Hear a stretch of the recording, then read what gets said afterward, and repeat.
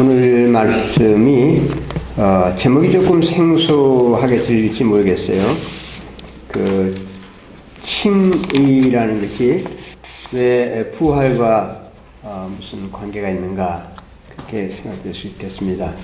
우리가 이제 대체로 알기로는 칭의는 예수 그리스도의 대속의 사건인 십자가를 믿음으로 말미암아 하나님으로부터 의롭다는 선고를 받는 것이다 하는 정도로 이제 생각하시겠죠. 그런데 이제 성경에는 우리가 십자가를 믿음으로 말미암아 의롭게 된다라고 말할 뿐만 아니라 예수 그리스도의 부활을 믿음으로 말미암아 의롭게 된다고 말하고 있어요. 바로 이제 그 부분이 대체로 잘 펼쳐지지 않고 강조되지 않기 때문에 칭의라 그러면 십자가만 생각하는 그런 경향이 있는 것 같습니다. 그래서 오늘 부활에 대한 말씀을 좀 드리려고 해요. 칭의와 관련해서. 우리가 부활이라 그러면 뭐 부활절 행사가 매해 있으니까 뭐 다 한 번씩은 생각하게 되죠. 근데 그때 생각하는 것은 부활은 죽은 사람이 이제 명이 끊어진 사람이 다시 살아난다 하는 것으로 이해를 하는 것 같아요. 그래서 우리가 죽은 다음에 다 천국에 갈 터인데 언젠가는 부활을 할 것이다. 그래서 부활 소망이다, 부활 신앙이다 하는 말들을 쓰는 것 같아요. 그런데 부활은 그런 현상적인 그런 차원의 부활만이 아니고 사실 그것은 극히 작은 부분입니다. 훨씬 더 깊고 큰 의미가 있어요. 부활은 하나님의 영원하신 하나님의 생명에 들어간다는 뜻입니다. 그래서 부활은 우리가 예수 그리스도를 믿고 의롭다는 선고를 받는 그 순간에 사실상 부활 생명이 우리에게 들어오는 것입니다. 영원한 생명에 연결되는 것이기 때문에 이것은 그런 육체적인 의미 이외에 심오한 영적인 의미를 가지고 있어요. 그 부분을 우리가 잘 이해해야만 우리의 구원이 얼마나 광대하고 깊은 것인가 하는 것을 우리가 조금이라도 실감할 수가 있어요. 예수님의 부활은 한 가지 전제하는 것이 있습니다. 그게 뭐냐면 부활하셨다는 것은 십자가가 전제된 것이죠. 십자가의 죽음이 앞선 사건이지만 그래서 십자가가 없으면 부활은 무의미해요. 의미가 없습니다. 그러니까 부활이 없는 십자가는 우리의 대속과 관계가 없다는 말씀이죠. 그래서 역으로 부활이 없으면 십자가도 없고 십자가는 근데 믿는데 그건 내가 믿겠다. 근데 부활한다는 것은 잘 믿어지지 않는다 라고 생각이 된다면은 오늘 말씀에서 조금 도움을 받으시면 좋겠습니다. 왜냐하면 성경은 죄인이 믿음으로 의롭게 된다고 말할 때 부활이라는 사건, 부활이라는 말씀을 제외시키지 않거든요. 그러니까 칭의가 가는 곳에는 반드시 부활이 따라갑니다. 예수님의 부활은 전하지 않고 십자가만 전한다면은 그것은 반쪽 구원을 가르치는 거예요. 말을 바꾸면 예수님의 부활은 우리가 하나님 앞에서 의롭다는 선고를 받기 위해서 반드시 필요한 것입니다. 그렇기 때문에 우리가 부활을 반드시 믿어야 돼요. 부활이 그래도 안 믿어진다. 어떻게 죽었던 사람이 그 살아날 수 있나 이렇게 생각하신다면은 좀 영적인 측면에서 부활을 이해하시는 것이 좋을 거예요.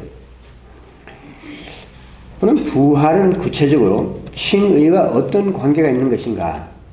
왜 우리가 십자가를 믿고 그냥 구원 받으면 되지, 그것도 부활까지 믿고서 꼭 구원을 받아야 하느냐, 그런 생각이 나신다면 이 말씀을 우리가 전에 읽었는데, 로마서 4장 25절, 예수는 우리의 범죄한 것 때문에 내어줌이 되고 또한 우리를 의롭다 하시기 위하여 살아나셨느니라.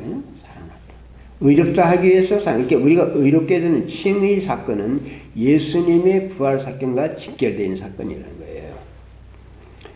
그래서 의로 여기심을 받을 우리도 위함이니 곧 예수 우리 주를 죽은 자 가운데서 살리신 이를 믿는 것이다. 그러니까 우리가 의롭게 되는, 이게 아브라함의 얘기인데, 의롭게 되는 것은 하나님께서 아브라함에게 앞으로 메시아가 오신다. 근데 그 메시아는 죽음에 버려지지 아니하고 다시 살아나실 것이다 라는 약속을 하셨죠.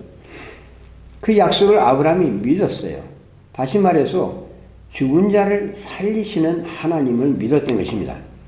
그것을 의로 여기셨고 아브라함은 구원을 받았어요. 우리가 십자가만 생각할 것이 아니라 십자가는 이미 부활 사건에 전제된 것이기 때문에 부활을 우리가 믿는다면은 십자가도 믿고, 십자가를 믿는다면 사실상 부활까지 믿어야 십자가의 의미가 살아나는 거죠. 그래서 칭의의 근거가 되시는 건, 칭의의 근거가 되는 분이 누구냐? 예수님입니다. 예수님 자신의 의죠. 예수님의 의가 없으면 우리가 의롭게 될 수가 없잖아요. 그래서 칭의의 근거가 되시는 예수님의 의는 변호가 되어야 되고 그것이 입증이 되어야 돼요. 그냥 막연하게 예수님이 거룩한 삶을 사셨다, 뭐 죄 없는 삶을 사셨다, 뭐 훌륭하신 영적 도덕적 교사였다 하는 정도로만 알면은 칭의가 성립될 수 없습니다. 그래서 부활이라는 것은 예수님이 죄가 없는 속죄의 제물이 되셨다는 것을 증명하는 것이죠. 만일 예수님에게 죄가 있었다면 어떻게 될까요? 조금이라도 죄가 있었다면 어떻게 했겠어요? 그러면은 다시 살아날 수 없죠. 왜냐하면 죄의 삭은 사망이니까 모든 죄인들은 다 죽어야 돼요. 하나님의 심판이죠. 그러나 예수님이 부활을 하셨거든요. 그럼 생각해 보십시오. 그 당시에 로마 1세기에 십자가에서 처해 있는 사람들이 수백 명, 수만 명이에요. 근데 그 중에서 사흘 만에 다시 살아난 사람은 한 사람도 없어요. 예수님만 사흘 만에 부활하셨어요. 다시 살아나셨습니다. 왜요? 예수님께 하등의 죄가 없었기 때문에. 그것이 하나님의 공의죠. 죄 없는 사람을 죽이면 안 되잖아요. 그래서 그리스도를 믿는 자들에게 용서와 하나님의 용서와 칭의가 주어지려면 십자가의 희생이 효력을 냈다. 십자가의 희생이 과연 그것이 맞다. 그것이 효과가 있다. 그것을 믿음 구원을 받는다 하는 것이 증명되어야 한다는 거죠. 그래서 그렇지 않으면 하나님이 과연 자기 아들을 뭐 십자가에 희생시켰다고 하는데 그것이 효력이 있는지, 하나님이 그 사건을 만족하게 다 받아주셨는지 아닌지를 우리가 확인할 수가 없잖아요. 예수님의 부활은 칭의가 성립되었다는 사실을 입증하는 것입니다. 그래서 어떤 결과가 왔느냐 그러면 온 인류가 하나님의 칭의의 선고를 받을 수 있게 된 거죠. 그러니까 본문에 우리를 의롭다 하기 위해 다시 살아나셨느니라 라고 해요. 의롭다 하기 위해서 살아나셨. 그러니까 살아나시지 않으면 의롭게 되지 않는 거예요. 물론 이제 세상 모든 사람들이 예수 그리스도의 부활을 믿지도 않고 또 다 뭐 자동으로 의롭게 되지도 않습니다. 그렇지만 칭의는 예수 그리스도의 부활로 말미암아 누구에게나 주어질 수 있는 선물이 된 것입니다. 하나님이 그를 부활로서 높이사 임금과 구주로 삼았다 그랬어요. 임금과 구주, 구속주로 삼으셨다. 부활하지 않은 메시아는 구주가 될 수 없다는 겁니다.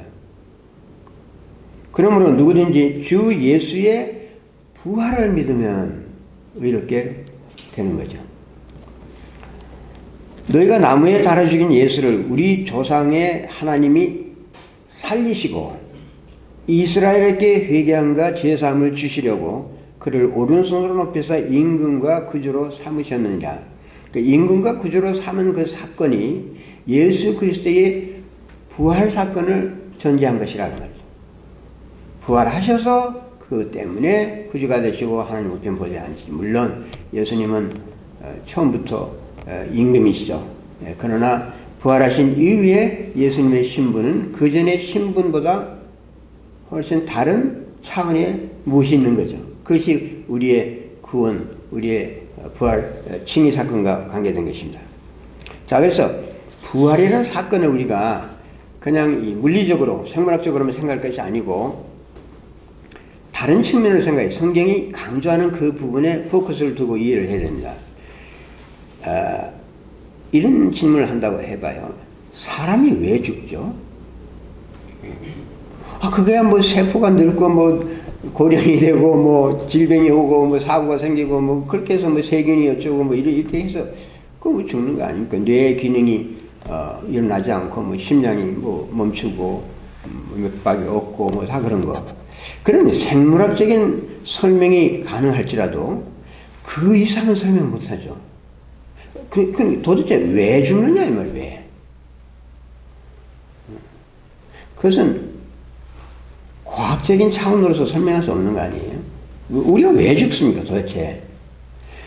어떤 종교에서도 우리가 죽는 그 이유를, 그 원인을 설명합니까? 그것은 성경만이 인간의 죽음을 죄와 연결됐습니다. 죄를 지었기 때문에 죽는다는 거예요. 죄를 지었기 때문에 사망 선고를 받았다는 것입니다. 그래서 오직 성경만 죽음은 죄 삭시라라고 선언해요.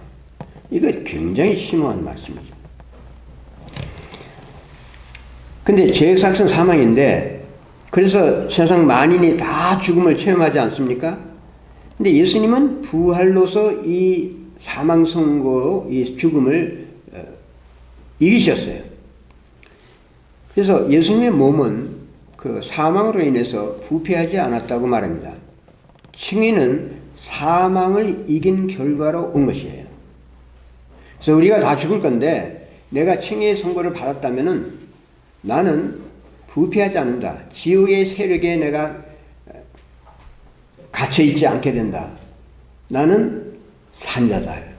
그리스도의 부활 생명을 가지고 있다 하는 것을 우리가 인식을 해야 되거든요.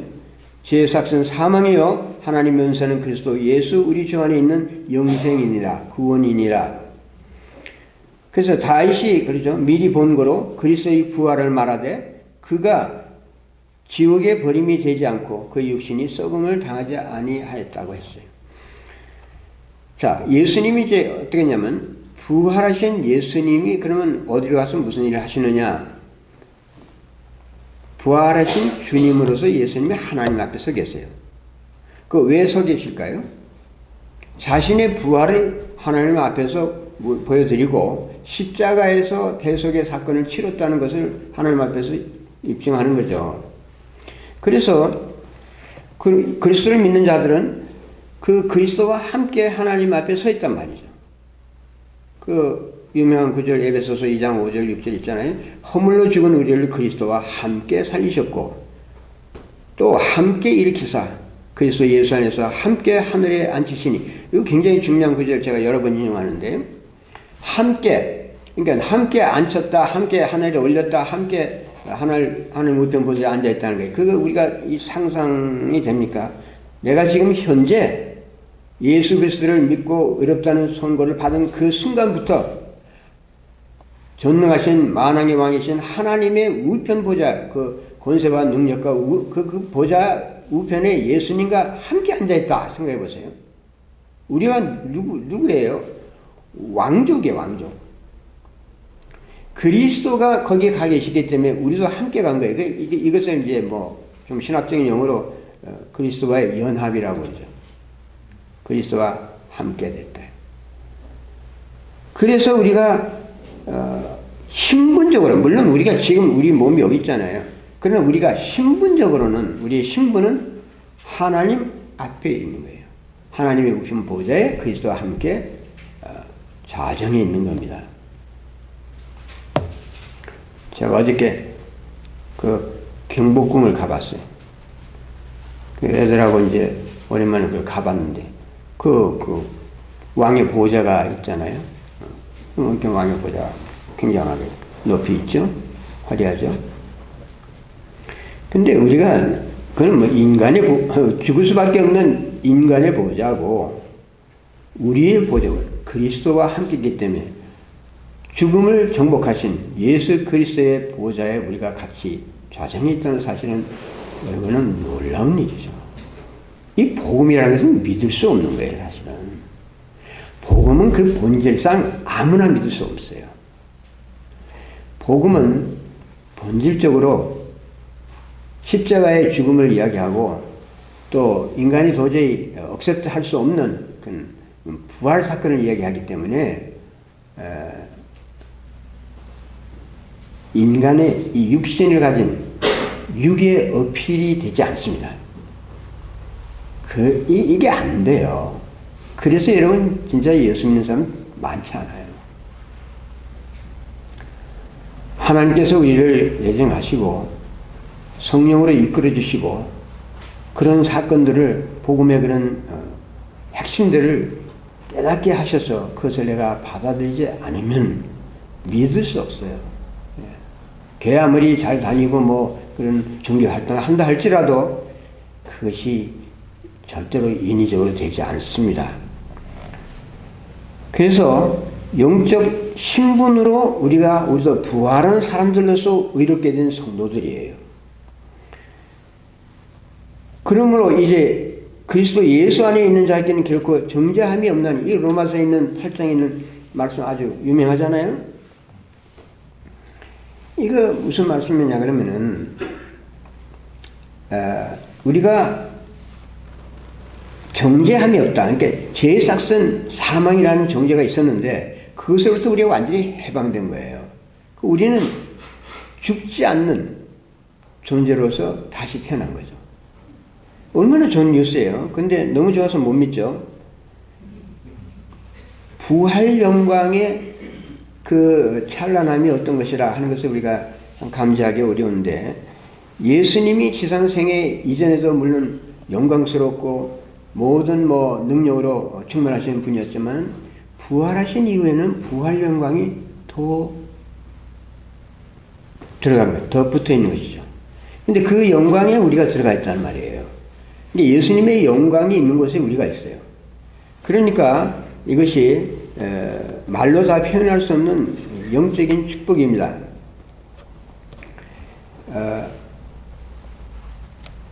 요한복음 5장 24절에 보면 믿는 자는 영생을 얻었고, 이미 얻었어요. 이미 얻었어. 사망에서 생명으로 옮겼느니라거든요. 그러니까 사망에서 생명을 이제 옮겼다. 언젠가는 예수님과 함께 있겠지, 천국에 가겠지, 이렇게 생각하지 마시고, 그거보다도 내가 지금 현재 하나님의 그 영광된 부활 생명 안에 들어가서 그 부활의 영광을 내가 누리고 있다고 생각했거든요. 그렇게 하기 시작한 거예요. 영적으로 우리는 신분상으로 하나님의 예수 그리스도의 부활 영광의 자리에 들어가 있다는 말씀이에요. 말로 참 표현하기 어려운데 이런 것을 우리가 좀 깨달아야 하는데요. 그렇게 우리 기도를 많이 하잖아요. 여러 가지 종류의 기도를 하죠. 대체로 나에 대한 거죠. 근데 사실 기도는 어떻게 시작해야 될까요? 물론 나에 대한 기도해야죠. 그런데 하나님 것도 기대하세요. 매일 양식을 위해서 이런 양식 줍시고, 누구 양식은 내 양식이죠. 그러나 주기도만 보면 예수님 어떻게 기도하더라? 예수님이 이렇게 하라고 하셨으니까 예수님이 그렇게 기도하셨다는 뜻이죠. 하늘에 계신 아버지의 이름을, 당신의 이름을, 아버지 이름을 거룩하게 하시며 뜻이 하늘에서 이런 거 땅에서 이루어지게 하시고. 그러니까 하나님이 중심이다. 하나님으로 시작하는 거예요. 그럼 맨 끝에 영광과 권세가 영원히 있을지어다 하나님으로 끝나잖아요. 우리는 나부터 시작해서 이제 나로 끝나요. 그러니까 맨날 하는 소리 또 반복해서 하고, 하나님 기억상실증이 있어요? 한 번 말씀하고 올려서 진심으로 말했으면 하나님 다 기억하지. 다 말하기 전에 이미 아시. 너희들이 말하기 전에 이미 너희에게 무엇이 필요한가를 아시느라 그랬잖아요. 그러고 나서 그러므로 너희는 이렇게 기도하라. 그런 의미에서 중원부는 하지 말라. 하나님을 신뢰하고 하나님 어떤 분인 것을 우리가 확신한다면은 우리의 기도부터 좀 달라져야죠. 하나님을 위한 기도, 또 하나님에 의한 성령의 인도에 따른 기도, 그렇게 하고 사실 그냥 나의 뭐 이런 것들 사실 안 해도 아무 상관없어요. 어떤 분이 옛날에 있었던 일인데 한국에서 모임에서 가서 말씀, 성경 공부하고 좀 그러는데 어떤 분이 그래요. 저는 이제 기도 안 하기로 했어요. 그래서요? 그랬더니 뭐 그냥 뭐 산에도 가서 해보고 뭐 새벽기도 뭐 철학기도 뭐 이런 거 다 해봤는데 하나도 안 들어주시더라고요. 그래서 하나마나 뭐 아무런 차이가 없다 생각돼서 그냥 기도 안 하기로 했습니다. 그러더라고요. 자기 기도만 했으니까 그렇죠. 하나님을 위한 기도를 하면은 누가 영광을 받습니까? 누가 응답을 받어요? 하나님이 받으세요. 하나님이 기뻐하시죠. 진짜 충성된 효자, 효녀는 아버지의 일을 위해서 관심을 가지고 있고 아버지의 일을 위해서 기도하고 아버지가 잘 되기를 소원하겠죠. 우리가 그런 소원으로 가득 차 있다면 우리는 예수 그리스도의 일로 우리의 기도가 채워질 것입니다. 그래서 우리가 말은 뭐 하나님의 나라 하나님의 나라 그러는데 그것이 다 아버지의 나라잖아요. 그래서 아버지가 잘 돼야 어떻게 자식도 잘 될 거 아니냐고요. 그러면 아버지 잘 되게 해달라고 기도해야 되겠죠. 그런 기도를 하나님이 기뻐하신 줄 알아요. 여러분, 예수님의 부활 영광은 예수님이 가시는 곳마다, 예수님이 인지한 곳마다 충만하게 빛나고 있습니다. 새하늘과 새 땅은 갈보리 언덕으로 가득 차 있을 거예요. 새하늘과 새 땅에는 그리스도의 부활 영광으로 가득 채워져 있을 것입니다. 그러므로 우리는 그리스도의 십자가 영광이 무엇인지를 감지해야 되고 예수 그리스도의 부활 영광이 나와 어떤 관계가 있다는 것을 생각하고 그 안에서 기뻐하고 즐거워해야 됩니다. 새하늘과 새 땅이 이렇게 될 것이구나. 왜 갈보리 언덕으로 가득 채워져 있을까요? 예수님이 이 땅으로 오실 것인데 이 땅이 새로워질 것인데 새하늘과 새 땅이 될 것인데 예수님이 자신의 그러니까 우리를 의롭게 하기 위해서 희생하신 그 갈보리 언덕을 포기할 수 있겠어요? 그것은 온 인류가 영원토록 기억해야 할 우리 구속의 비망록이에요. 이 땅에 오셨고 이 땅에 십자가에서 매달리셨고 이 땅에서 부활하셨어요. 그렇기 때문에 예수 그리스도의 구속의 스토리는 그와 같은 새하늘과 새 땅에서의 십자가와 이 부활 사건의 기억나는 이 땅에서 이루어질 거란 말이죠. 그렇기 때문에 이 땅이 영광스러운 거예요. 그래서 이 땅에서 우리가 영원히 살게 될 것입니다. 새로지고 경신된 이 땅에서. 그러나 이 땅은 십자가로 가득 채워져 있을 것이고 그것을 볼 때마다 예수님이 나를 위해서 우리를 위해서 어떻게 희생하시는가 하는 것을 기억하지 않겠습니까? 그래서 주님을 찬양하지 않겠어요? 예수님이 부활한 곳이 바로 이 땅이었다. 여기였다. 여기서 돌아가셨기 때문이다. 그것을 생각한다면 하나님 앞에 경배 묵도를 하게 되고 주를 한없이 찬양하게 될 것입니다. 부활은 우리에게 구원의 확신을 줍니다. 내가 마음으로 작정해서 구원을 확신을 할 것이 아니라 그건 내 마음 수시로 변하니까 믿을 수 없어요. 예수 그리스도의 부활 사건을 내가 붙잡고 있다면 나의 구원을 확신할 수 있어요. 왜냐하면 부활은 예수님이 인류의 근본적인 문제인 죄를 완전히 처리하셨다는 것을 말하기 때문이죠. 그래서 부활하셨으니까요. 예수님은 타락한 인간들이 이 장관 세월 동안 모든 이 말할 수 없는 고통과 슬픔과 여러 가지 그 어려움 속에서 이 벗어나지 못하고 이 죽어가고 있는 세상으로 들어오시지 않았어요? 이 지구에 무슨 소망이 있어요? 없어요. 지금 이렇게 현대과학이 발달하고 사회가 발전하고 많이 했지만 보세요. 맨날 전쟁하고 죽이고 다 때리 부시고 하지 않았습니까? 그것을 인간들은 해결할 수 없어요. 그 문제를. 온갖 아픔과 슬픔, 그런 세상에 대해서 오는 여러 가지 부작용, 불이, 이게 말로 다 표현할 수 없죠. 이런 악과 죽음의 문제를 영원히 해결하기 위해서 인간의 몸으로 세상에 오셨어요. 우리들의 죄가 요구하는 죄값을 모두 다 지불하셨습니다. 또 하나님의 법이 요구하는 완전한 삶을 다 사셨어요. 우리들이 지은 모든 죄에 대한 일체 행보를 십자가의 죽음으로 완불하셨습니다. 예수님의 부활은 죄의 왕국 전체에 대한 확정적인 승리를 선포하는 것입니다. 완전한 삶으로 하나님의 계명을 모두 다 지키셨고 순종으로 십자가에서 죄의 형벌을 우리 대신 다 받으셨어요. 더 이상 받을 것이 없어요, 이제는. 그러므로 하늘 아버지는 자신의 아들을 다시 살리시고 죽은 자들 가운데서 완전하게 구출하셨어요. 그리고 그 아들이 가는 곳마다 아들이 데리고 가는 모든 성도들을 다 예수 그리스도 안에서 해결된 그 구속의 사건을 기억하시고 다 용서하시고 붙들어 주시고 자녀로 삼아 주신다는 말이에요. 예수님은 그래서 다시 죽거나 죽음의 영역에 머물 필요가 없습니다. 예수님이 이제 인간들의 원수인 사망을 정복하고 부활하신 이거 중요하죠. 부활하신 만왕의 왕으로서 하나님 우편 보좌에 자정해 계십니다. 그리스도는 하늘 아버지 앞에서 영원히 의로운 자로 계세요. 그래서 그것을 하늘 아버지께서 즐겨 받으셨다는 거죠. 그게 중요하잖아요. 예수님이 아무리 십자가에 돌아가셨다 하더라도 하나님 안 받으시면 끝이죠. 그러나 받으셨죠. 부활시켰단 말이죠.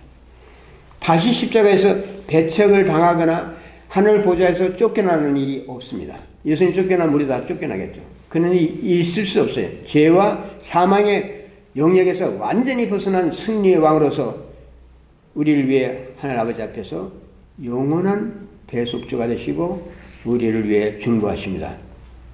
나의 자녀들아, 내가 이것을 너희에게 쓰면 너희로 죄를 범하지 않게 하리 함이라. 만일 누가 죄를 범하여도 아버지 앞에서 우리에게 대언자가 있으니 곧 의로우신 예수 그리스도시니라. 네. 우리들도 예수님을 믿으면 그분의 완전하고 흠없는 의를 입고서 하늘 아버지 앞에 서 있게 됩니다. 우리가 그래, 나 같은 죄인이 내가 어떻게 하나님 앞에 설 수 있나? 이거 떨려서 나는 도저히 생각만 해도 무섭습니다. 그게 아니고 그리스도의 십자가 부활을 믿으면 죄인이 의롭게 된 자라. 의롭게 된 성도로서 거룩하시는 하나님 앞에 영원히 서 있을 수 있다는 그 사실을 내 머리에 자꾸 상기시킬 필요가 있습니다. 여러분, 우리가 하나님 앞에서 절대로 너는 죄인이 안 돼. 쫓겨나지 않아요. 넌 나를 믿는다고 했지만 형편없이 믿었잖아요. 너 나가 그렇게 하시잖아요. 왜냐하면 예수님 쫓겨나시지 않으면 나도 안 쫓겨나는 거라니까요. 예수님 하나님이 일단 받으셨으면 영원히 받으신 것입니다. 내가 예수 그리스도 한번 그렇게 믿었으면 영원히 믿은 거예요. 영원히 구원을 받은 것입니다. 그래서 그분 안으로 들어간 연합된 우리들을 버리시거나 정죄하시지 않습니다. 그리스도의 의가 영원하듯이 우리가 받은 칭의도 영원합니다. 그래서 그리스도를 믿어 의롭게 된 칭의의 신분은 취소를 하거나 보완을 하거나 다시 수정을 하거나 그럴 필요가 없는 영구한 의입니다. 우리는 하나님 앞에서 의롭다는 칭의의 선고를 받은 사람이라는 것.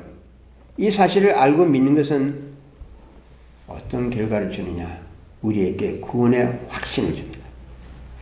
내가 하나님을 확실하게 믿기 때문에 구원 확신한 것이 아니라 예수님이 자신의 완전한 믿음으로 하나님께 모든 것을 바치고 하나님의 뜻에 순종했고 하나님의 계획에 따라서 모든 것을 다 이루셨기 때문에 그래서 십자가의 죽음까지 받으셨기 때문에 부활하셨단 말이죠.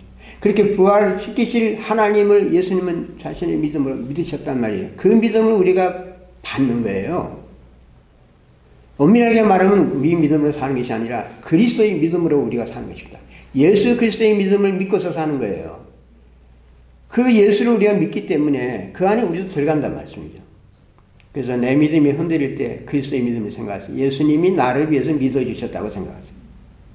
나를 위해서 믿어주시고 나를 위해서 사시고 나를 위해서 죽으시고 나를 위해서 부활하시고 나를 위해서 승천하셨어요. 그리고 나를 위해서 다시 오실 것입니다. 그렇다면 염려할 것이 뭐가 있어요? 그런 사실을 여러분 믿으십니까? 그렇다면 여러분의 구원을 조금 더 의심하지 않게 될 것입니다. 여러분 이런저런 소소한 문제 그런 걸로 인해서 구원을 의심하지 마세요. 그런 식으로 의심하기 시작하면 구원 확신이 뭐 죽을 때까지 없습니다. 그러나 측량할 수 없는 그리스도의 의를 나의 행위와 상관없이 우리가 믿음으로 구원받을 때까지는 나의 행위가 난 것이 아니라 그랬죠. 은혜 구원이라 그랬죠. 나의 의를 그러니까 그리스도의 의를 나의 행위와 상관없이 선물로 주신 하나님을 찬양하게 될 것입니다. 그리스도는 우리로 하여금 의롭다는 선고를 받게 하기 위해서 그래서 부활하셨어요. 예수의 부활을 믿으세요? 그러면 그 부활을 믿는 목적이 뭐예요? 나를 의롭게 하기 위해서. 나를 하나님 앞에서 의로운 자로서 선고하시고 의로운 자로서 하나님 앞에 소개시키기 위해서 부활하셨다는 거죠. 우리가 예수님의 부활을 믿는다는 것은 단순히 그냥 죽은 사람이 살아난다 그런 차원이 아니에요. 우리가 거기에 매달려 있기 때문에 이 칭의 구원에 대해서 확실하게 깨닫지를 못하고 그 넓이와 깊이와 높이를 알지 못한단 말이에요. 그런 것이 아니에요. 이 부활에 대해서 할 말이 많고 성경에서 그렇게 많이 얘기해요. 근데 우리는 어떻게 된 게 그냥 십자가에 포커스를 두다 보니까 부활을 그냥 거의 제쳐놨어. 그죠? 뭐 십자가는 매주 뭐 설교에서도 나오고 할 수 있겠지만 부활에 대해서는 별로 설교 별로 안 하는 것 같아요. 1년에 한 번 그냥 부활절을 행사하면 다 끝나는 게 아닙니다. 단순히 죽은 자가 살아날 수 있다는 것을 믿는 것 그 이상이어야 합니다. 예수님의 십자가를 믿어서 의롭게 된다는 말은 그의 부활을 믿어서 의롭게 된다는 말과 동일선상에 있어요. 같은 선상에 있어요. 같은 고리입니다. 그야말로 동전의 안팎이에요. 그러니까 예수 그리스도의 십자가를 믿어서 의롭게 된다는 말과 예수 그리스도의 부활을 믿어서 의롭게 된다는 말은 같은 뜻이란 말이에요. 이거 뗄 수 없는 거예요. 예수님의 십자가 죽음과 부활은 하나의 연속된 사건입니다. 끊어질 수 없는 사건이에요. 그래서 예수님의 부활은 우리들이 하나님 앞에서 의롭다는 선고를 받기 위한 것인데 그리스도의 부활은 그의 십자가 대속을 믿는 자들에게는 칭의가 성취되었다는 것을 증명하는 겁니다. 예수님은 다시 살아나셨습니다. 죽음으로 끝난 사람은 자기 죄의 형벌을 받은 것입니다. 다른 사람에게는 칭의의 근거가 그런 사람이 그렇게 죽은 사람이 다른 사람에게 칭의의 근거가 될 수가 없어요. 그래서 대속주는 자기 죄가 없어야 하고 또 예수님이 다시 사신 것은 자신의 죄가 없기 때문이었다는 것 그리고 그것은 우리의 칭의를 위한 것이라는 것을 명심하시기 바랍니다.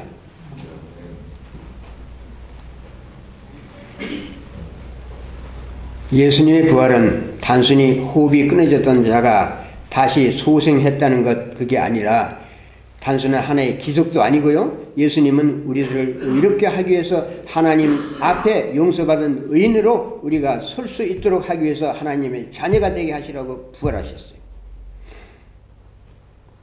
하나님께서는 이미 정하신 사람들을 부르시고 또한 부르신 사람들을 의롭다 하시고 의롭게 하신 사람들을 또한 영화롭게 하셨느니라. 이거 로마서 8장 30절 유명한 구절이잖아요.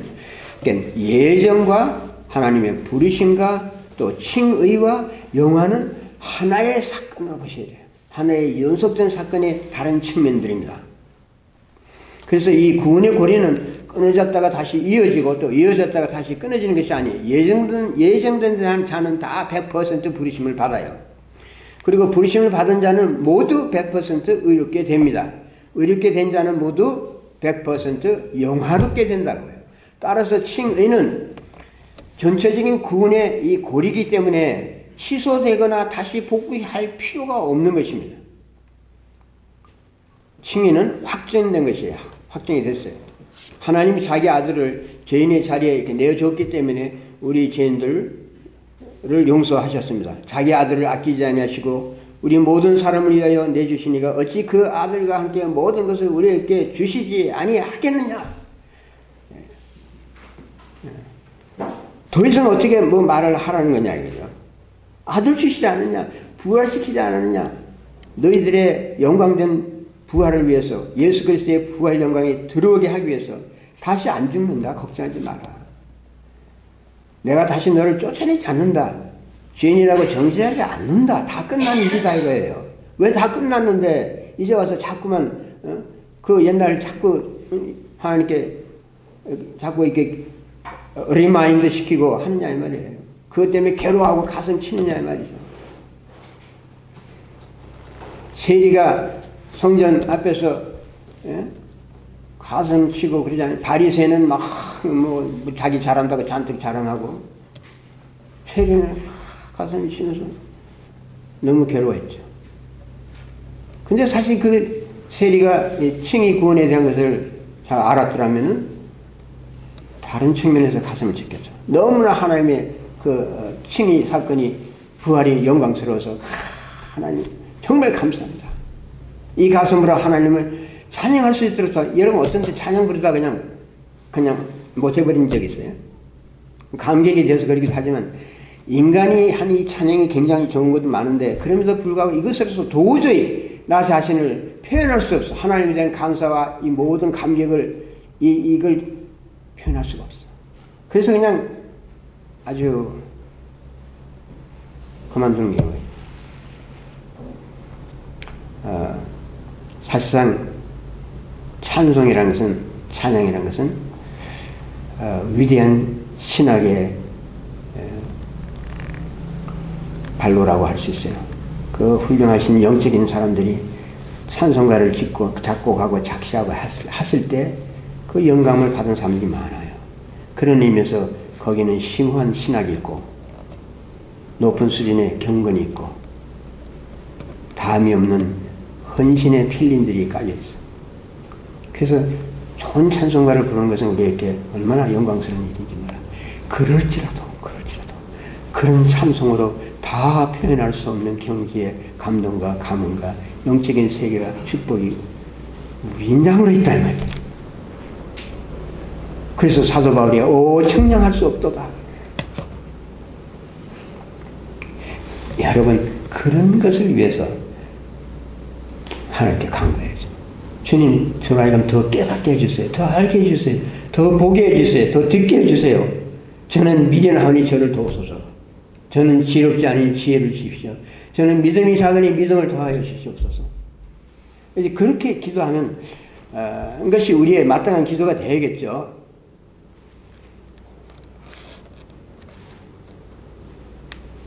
어떤 훌륭하신 목사님 그러시더라고요. 그 목사님은 기도를 할 때 기도를 하시잖아. 그래서 기도를 안 하시는 거 잊어먹으셨나 이렇게 볼 때가 있어요. 그러면 기도하는 것이 그렇게 힘드신 것 같다. 힘드시러 이 말을 내놓지 못해요. 그 너무나 벅차서 그런 거야. 너무나 벅차서 그 하나님 앞에서 나간다는 것이. 그래서 휘트필드라는 영국의 유명한 전도자가 있었는데 그분이 기도할 때는 그분의 기도에 나오는 첫마디를 좀 흉내라도 낼 수 있으면 좋겠다 하고 여러 사람들이 말했어요. 그분이 처음에 기도할 때 첫마디가 오라는 말이에요. 오 하나님 하는 거. 그 오 한마디만 들어도 그냥 은혜가 막 폭풍처럼 떨어지는 거예요. 네. 우리가 하나님의 구원을 생각할 때 그것이 너무나 그것이 크고 넓고 깊기 때문에 이것을 우리가 다 깨달을 수가 없잖아요. 그렇지만 하나님 주신 이 말씀을 잘 씹어봄으로써 그래도 어느 정도 감이 잡히겠잖아요. 그럼 우리 감각이 점점점 늘어나겠죠. 성령으로 점점점 더 채워지지 않겠어요? 성령께서 우리를 돕지 않으면 우리가 신앙생활을 할 수가 없어요. 왜? 이런 감동이 없기 때문에. 누가 능히 하나님께서 택하신 자들을 고발하리요. 이런 말도 깊은 말씀이에요. 누가 능히 감히 하나님께서 택하신 자들을 고발하겠냐? 너는 죄인이라고 고발하겠냐? 이 말이에요. 어렵다 하신 이는 하나님이시니. 하나님이시니.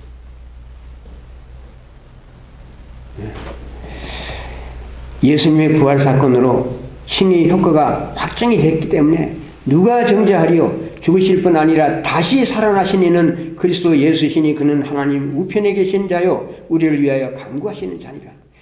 사도 바울의 심장에는 이 말씀 이런 것이 박혀 있었단 말이죠. 그러니까 그 고난을 당하고 그 어려운 삶을 살면서도 누가 나를 정죄해요? 누가 우리를 정죄하겠느냐? 예. 하나님이 죽으실 뿐 아니라 다시 살아나셨다. 그래서 예수의 부활이 우리를 의롭게 했다는 거죠. 그렇기 때문에 더구나 우리가 넘어졌을 때 일어설 수 있도록 우리의 구원을 이룰 수 있도록 예수께서 우리를 위해서 중보하신다. 중보하시니 예수님이 하늘 보좌에 그냥 앉아서 천하를 호령하시는 그런 게 아니라 하늘에 계시면서 하나님 우편 보좌에 계십니다. 하나님 앞에 계시면서 자신의 십자가의 죽음을 보여주시면서 아버지 하나님 저를 보십시오. 이 아무개를 보시지 마시고 저를 보십시오. 이 아무개가 있다면 내 속에 여기 있습니다. 이 십자가 안에 있습니다. 이 부활 안에 있습니다. 나는 부활한 자로서 아버지 앞에 서 있습니다. 저를 보십시오. 그리고 넉넉히 용서하십시오. 긍휼히 여기십시오. 아버지께서 저를 보내셔서 그야말로 피땀으로 속죄하고 구속하고 산 자녀가 아닙니까? 영원한 하늘 아버지의 자녀고 새하늘과 새 땅에서 우리가 만세토록 영광을 누릴 하늘 백성입니다. 그래서 이 모든 일에 우리를 사랑하시는 이로 말미암아 우리가 넉넉히 이기느니라. 우리가 정복자 같다 이거죠. 이 모든 어려움과 시련과 이것을 다 극복하고 이길 수 있는 능력을 우리가 받는다는 거죠. 높음이나 깊음이나 다른 어떤 피조물이라도 우리를 우리 주 그리스도 예수 안에 있는 하나님의 사랑에서 끊을 수 없으리라. 우리가 이런 고백을 할 수 있다면 그게 최고의 축복이죠. 교회 다니면서 복 받겠다고 막 그러는데 복 중에서도 이런 복을 생각해. 진짜 성경이 약속하고 성경이 선포하는 복이 무엇인지 좀 확실하게 알았으면 그 말도 안 되는 그런 무슨 구복주의니 이런 재래종교의 습성에 이건 그런 것들이 좀 없어질 것 같아요. 우리나라 교회 안에 그런 것이 너무 많이 들어와 있어요. 그런 것으로 성도들의 머리가 아주 찌들어 있단 말이에요. 입만 열면 그래서 내 복 주세요, 내 복 주세요. 근데 내 복도 하나님의 나라와 관계가 있어야 될 거 아니냐 말이에요. 하나님의 나라와 뜻과 그것의 영광과 연결이 되는 기도가 되어야 되는 게 주님 제가 이렇게 기도하는데 왜 이렇게 기도하는지 아십니까? 하나님의 나라를 위한 기도입니다. 그러므로 들어주십시오. 하나님이 이러지 않습니까? 이렇게 일이 안 풀리고 괴로운데 이것이 딴 것이 아니라 아버지 하나님을 위해서 제가 이 기도의 응답을 꼭 받아야겠습니다. 그러므로 아버지 응답하여 주십시오. 그럼 사실 성경은 그런 기도를 응답하신다고 약속하셨어요. 그런 기도를 우리가 너무 안 하기 때문에 기도 응답을 적게 받는 거죠. 그러지 않으면 하나님이 놀라운 방법으로 응답하시는 거 보면 왜 하나님은 아버지 일이니까 하나님은 아버지 이익에 관한 것이니까 근데 아버지 이익이 자녀의 이익으로 돌아오는 것이죠. 주님 당장 저에게 이익이 안 와도 좋습니다. 그 뭐 없어도 제가 견디겠습니다. 다만 아버지 일이 잘 되기 바랍니다. 네. 그러면 나는 자연의 아버지 이익에 들어가는 거예요. 자, 그래서 이러한 말씀을 대할 때 우리는 구원의 확신을 가져야겠어요. 우리의 구원이 하나님의 거룩한 계획 안에 하나의 고리로 연결되었다는 사실을 알고 이 고리가 끊어질 수 없다는 것을 거듭 생각하면서 은혜를 받았으면 좋겠습니다.